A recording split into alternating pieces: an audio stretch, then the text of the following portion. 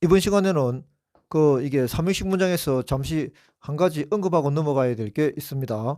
뭐냐면은 그 삼형식 문장은 여러분 아시다시피 이제 주어, 동사, 목적어 뭐 완전 타동사인데 주어, 동사, 목적어로 끝나는 거 아니겠습니까? 마침표. 그런데 이제 말이 더 필요하면 즉 여기서 말이라고 해서 명사를 말하는 겁니다. 다른 거에 어차피 뭐 전사가 필요 없기 때문에 그냥 쓰면 되는 건데 이 명사를 연결할 때는 우리가 전사를 써야 된다는 거 다 아시지 않습니까? 자, 여기서 잘 보시면은 제가 이름하여 이게 목전명 이렇게 이름 붙이는데 이 목전명은 완벽하게 하려고 하면은 좀 뒤쪽에 가서 설명을 해드려야 됩니다. 좀 약간 어렵기 때문에. 그래서 지금 여기서 맛보기라고 적어놓은 것은 잠시 그냥 간략하게 많이 사용되는 것 두 가지를 오늘 여기서 언급하도록 하겠습니다. 다음에는 총 네 가지가 있는데 다음에 설명할 때 하나, 둘, 셋, 넷, 이 네 가지를 완벽하게 하도록 하고 일단은 1번하고 2번은 비교적 쉬운 거이기 때문에 그리고 많이 나옵니다. 왜냐하면은 우리가 문장을 이렇게 쓰다 보면은 이 삼형식이 가장 많이 사용되는데 주어, 동사, 목적어, I like you 자꾸 이렇게 간단하게 끝나는 문장은 그다지 많지 않습니다. 주로 주동목 다음에 전치사 플러스 명사가 붙는 게 거진 그런 문장이라고 봐야 될 것 같습니다. 그래서 이게 맞춤표가 빠졌네. 하여튼 주동목 그 다음에 끝나려고 했는데 말이 더 필요하면 전치사 플러스 명사 이렇다는데 이때 이거 목적어하고 전치사 플러스 명사가 해석이 네 가지가 납니다. 가장 많이 사용되는 거기 때문에 이걸 꼭 아셔야 되는데 이번 기회에 만약 모르시면 뒤에 또 할 테니까 염려하지 마시도록 하고 자 그럼 보도록 하겠습니다. 그는 he has 그는 가지고 있다 뭐를 이제 가지고 있다 다음에 가지고 있는 내용이 와야 되겠죠. 집을 하나 가지고 있다. 그런데 여기서 끝나야 돼. 그는 집을 하나 가지고 있다 이래서 끝나려고 그랬는데 빨간 지붕이 있는 빨간 지붕을 가지고 있는 이런 말을 이제 더 써야 될 경우는 빨간 지붕 하면 red는 형사라고 하더라도 roof 이게 명사지 않습니까? 명사. 그러면은 그냥 he has a house 하고 난 다음에 그냥 아무 이유도 없이 명사를 갖다 a roof 이렇게 쓸 수는 없는 겁니다. 반드시 아시겠죠? 이제 명사가 오면은 전사를 써야 된다는 거. 그래서 그 전사가 뭐냐면은 그거는 이제 해당되는 뭐 위에 이렇게 하면 on, 안에 하면 in 자꾸 이렇게 예측 가능한 거는 그렇게 하도록 하고 예측이 안 되는 거는 무조건 외워야 된다는 거 저번에 이형식 하면서 일형식 이형식 하면서 많이 들으셨죠. Be afraid of 뭐 이거는 가장 대표적인 전사니까 뭐 굳이 안 해도 되겠지만 be different from 자꾸 뭐 be popular with 자꾸 뭐 be similar to 자꾸 이런 거 외워야 된다고 말씀드렸지 않았습니까? 자, 그런데 삼형식도 마찬가지입니다. He has a house 이렇게 끝나고 나면은 예측 가능한 거는 외우지 않아도 됩니다. 그렇지만 예측이 불가능한 거는 또 역시 수고처럼 외우고 있어야 됩니다. 자, 그런데 이거는 예측 가능하기 때문에 외우지 않아도 될 것 같습니다. 빨간 지붕을 가지고 있는 이렇게 하면 뭐뭐과 함께 무엇을 가지고 있는 할 때 그 진사는 with이거든요. with. 그래서 빨간 지붕을 가지고 있는 집을 하나 가지고 있다. 그래서 이게 왜 이게 중요하냐면은 이게 목적명이 해석이 나는 게 네 가지가 있는데 첫째는 여기 적혀 있지 않습니까? 형용사고 부사고 이거 몰라도 됩니다. 그런데 해석을 어떻게 하느냐 이걸 꼭 아셔야 됩니다. 앞에 있는 이 목적어 전치사 플러스 명사 전치사 플러스 명사 이거 두 단어 이상은 우리가 주어 동사 안 들어가고 두 단어 이상 되면 우리가 하나의 단위로 활용되면 구라고 말씀드렸지 않습니까? 근데 우리가 앞에 우리가 목적어 자리에 I want to help you 할 때 to help you가 너를 도와주는 것 하면서 want의 목적어로 들어왔기 때문에 이게 명사와 같은 역할을 하기 때문에 명사구라고 하지 않았습니까? 마찬가지로 이게 구가 두 단어 이상의 구가 명사를 수식하는 역할을 하면 그게 바로 형용사구가 되는 겁니다. 형용사와 같은 역할을 하면 형용사구가 되는 거죠. 두 단어 이상이 한 단어 happy 사서 이렇게 한 단어가 하면 형용사 될 텐데 두 단어 이상일 때는 구라고 그러는데 명사를 수식하면 형용사와 같은 역할을 하기 때문에 형용사 구라고 하는 겁니다. 자, 어쨌든 그건 몰라도 되고 중요한 거는 어떻게 된다? 주어 동사 다음에 목적에서 끝나려고 했는데 말이 더 필요해서 전치사 플러스 명사가 왔는데 이 전치사 플러스 명사를 어떻게 해석해야 될 것인가 이게 관건인데 앞에 있는 이 명사를 수식하는 겁니다. 수식하는 거. 한 단어일 때는 형용사와 같은 역할을 할 때 형용사일 때는 형용사 한 단어일 때는 앞에 굿 하우스 하면 한 단어일 때는 앞에 수식하겠지만 두 단어 이상은 저번에 우리 맨 처음에 수식 관계에서 수식하는 말이 두 단어 이상이 되면 미국 사람들은 무조건 영어는 무조건 뒤에서 수식한다고 그랬으니까 이것도 내가 그런 개념입니다. 두 단어 이상이니까 뒤에서 수식한다.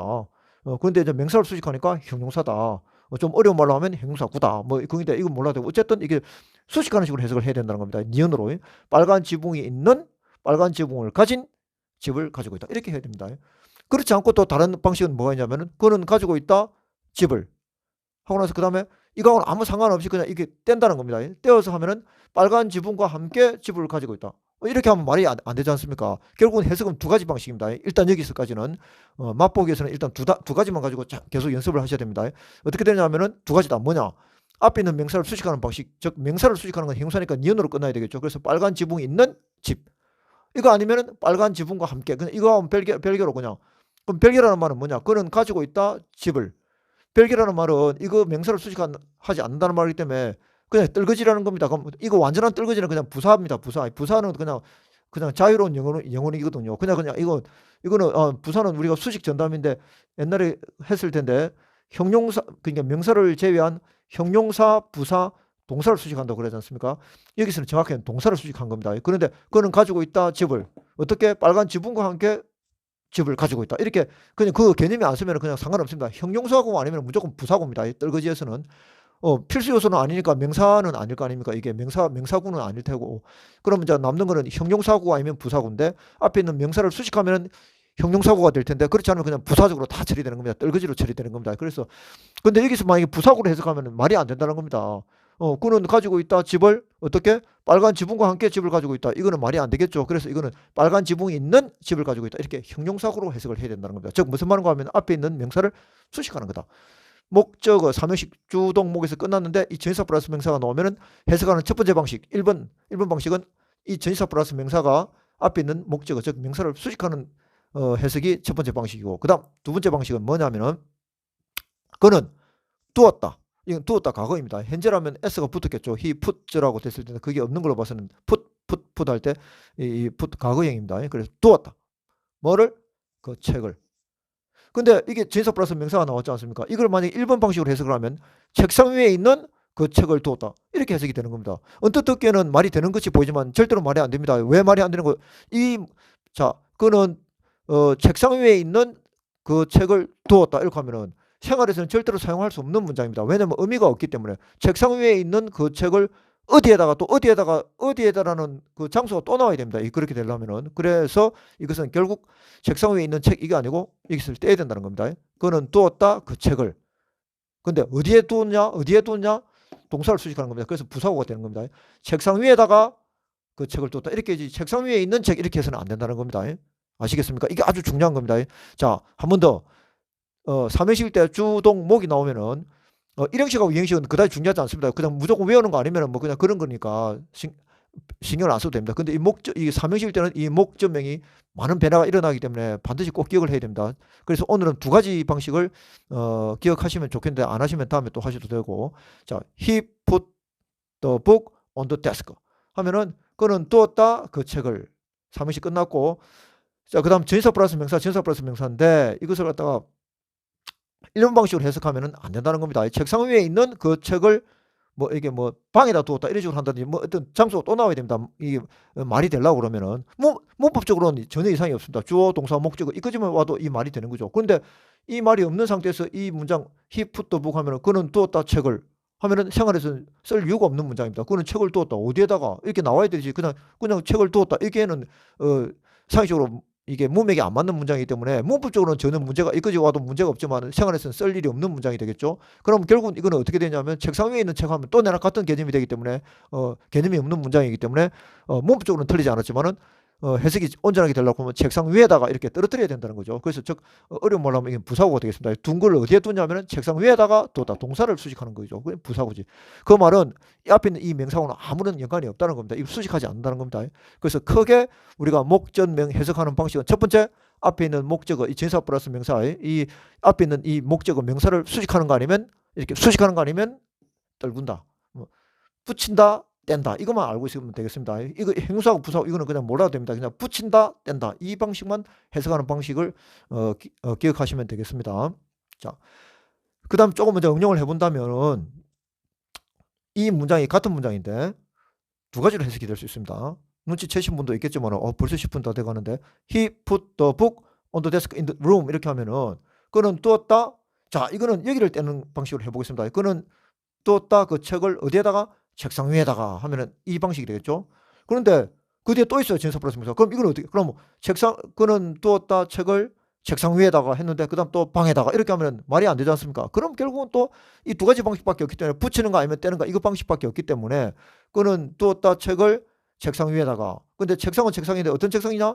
역시 원래 기본 방식 전치사 플러스 명사는 바로 앞에 있는 명사를 수식하는 게 1차적인 방식이기 때문에 그 방 안에 있는 책상에다가 그 책을 두었다. 이렇게 할 수 있거나 또는 온더 데스크를 갖다가 바로 더북을 수식하는 거, 이 목적을 수식하는 거, 아까 바로 수식하는 거, 이 개념을 또 적용하면은 그는 두었다 책상 위에 있는 책을 그다음 자 이게 결국은 이 동사에 걸리는 큰 전치사 플러스 명사는 요거라고 봐야 되겠죠. 여기처럼 이렇게 여기에다 걸리는 거죠. 그래서 그는 두었다 책상 위에 있는 책을 그 방에다가.